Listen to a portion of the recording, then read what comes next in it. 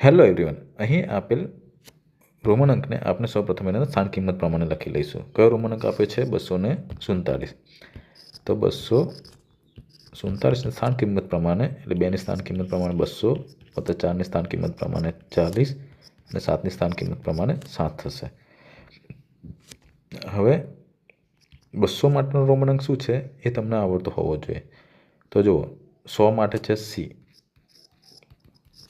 તો 200 માટે થશે ડબલ સી.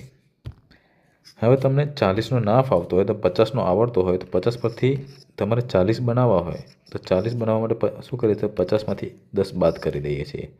તો 50 માટે શું થાય છે? એલ, અને 10 બાદ કરેલી એક્સને ક્યાં લખી દઈએ? આગળ. તો અહીંયા શું આવશે? X L. હવે રહ્યા 7. તો 7માં તમારે શું યાદ રાખવાનું? તો 5 વત્તા 2. 5 માટે શું થાય છે? વી, અને 2 માટે શું થાય છે? 2 વાર આઈ. ઓકે, તો 7 માટે થશે વી અને ડબલ આઈ.